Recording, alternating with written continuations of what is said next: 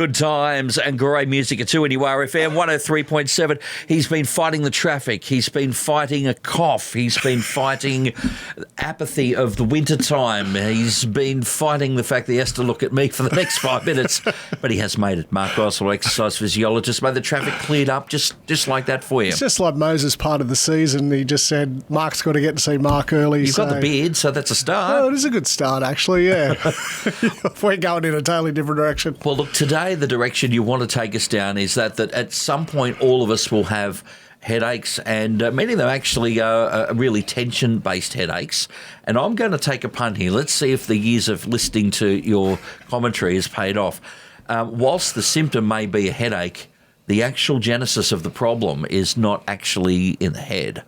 No, it's actually below the head in a wonderful little muscle called the levator scapula. Oh, well, I was going to say that. You just give me a chance. Yeah, I know. It was like we were talking off air and you're like, yeah, I know that muscle. And so whereabouts is that located, by the way? So levator scapula, it's actually, if you think about the Latin of it, it's in the shoulder blade, which is scapula, and it levitates the scapula, so it causes it to come upright, so as if we were going to shrug. Okay. And what happens when we get stressed or tension, we wear it in our neck, as people say. So when you're elevating your shoulder blades and then rolling them forward because we're on the computer or we've had enough of work, life, tension and all that sort of stuff, and then it impacts it. Now, the cool thing is the levator scapula basically starts at the midline and top of the shoulder blade and runs up towards the neck, and it attaches into some parts of the neck called the C1, 2 and 3.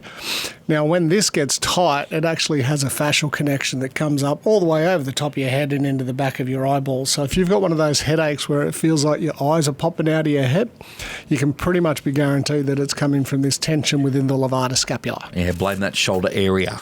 Yeah, region. the shoulder area, yeah.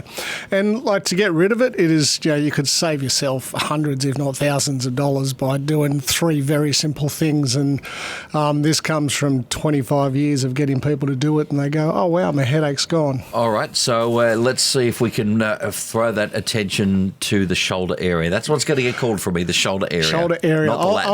I'll throw in the big words. All right, so what do we do? All right, so what we do is we get ourselves a tennis ball or a cricket ball and find ourselves a wall or a door frame.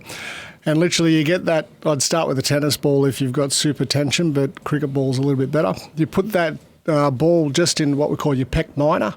So your pectoralis minor is the muscle that comes in through your chest and goes up to the top of the shoulder blade in a little wonderful place called the coracoid process. And just in there, so if we literally go the pointy bit at the front of your shoulder, which if you point in it, and then come across somewhere around 2 to 3 fingers inwards. And if you literally imagine you crash tackling a wall or in your state of origin, put the ball on your chest and press into it. It will create a significant amount of discomfort, but you just kind of breathe into it. It'll take around a minute to settle down and dissipate. After you've done that, you put the ball at the back of the shoulder, so just into literally near where the armpit is in the back of the shoulder and so really your arm and torso will effectively hold that in place. Yeah, well, you lean between that and the wall, and you'll feel a tension. So right in the back of the shoulder, put the ball in there, you'll feel a significant amount of discomfort. You push on that again till it settles down, and then the piece de resistance, once you've sort of done those releases. I mean, both sides, yeah? Both sides. So, yeah, both sides. And you'll always find, say you've got that headache in that right side of the eye, you'll find the right shoulder is a lot tighter than the left. And then the thing that works the most is we lay on the floor or on the bed, on our belly, with our arms down by our side, and making sure that you just got your head straight and relaxed. And then from there, literally just pull your shoulder blades back and down. So if you think about the bottom parts of your shoulder blade, drawing them down in towards the middle of your back, and just lift it, like just retracting the shoulders, hold that for up to 10 seconds, relax for 10 seconds and do it 10 times, headache will be gone. Just like that? Just like that, because basically what we're doing, we're taking, again, that cause. We're not trying to, just pop pills or put a heat pack on or an ice pack. We're actually trying to get rid of the cause, and the cause is that tension in that levator scapula.